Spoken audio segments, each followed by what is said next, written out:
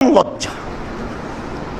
আসলে আপনাকে লজ্জা কি দিয়ে বুঝাই, একটু বাস্তব এভাবে বলি যে একজন মহিলা তার একটা ঘরে ঢুকে গেছে, সেই ঘরে তার দেবর বসেছিল, খেয়াল করেনি, মাথায় কাপড় ছিল না, স্বাভাবিকভাবে ঢুকে গেছে।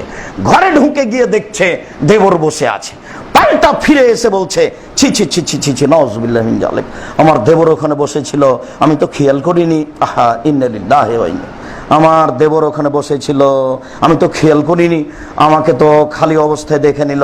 খুব তাকে খারাপ লাগছে, বারবার এই কথা বলছে। এরই নাম লজ্জা। লজ্জা ওকে বলতে বলছি যে তুমি এভাবে বলো, ছি ছি ছি ছি কেমন হয়ে গেল, এরই নাম লজ্জা। লজ্জা ওকে বলতে বলছে যে কেমন হয়ে গেল, এরই নাম লজ্জা। আবার দেখবেন ওই মহিলা ওই ঘরে গিয়ে দেখছে তার দেবর বসে আছে, তখন বলছে ও সোনা, তোমাকেই তো আমি খুঁজছিলাম। এটা আবার নারী। তাহলে আপনি দেখেন দুইজনের মধ্যে পার্থক্য।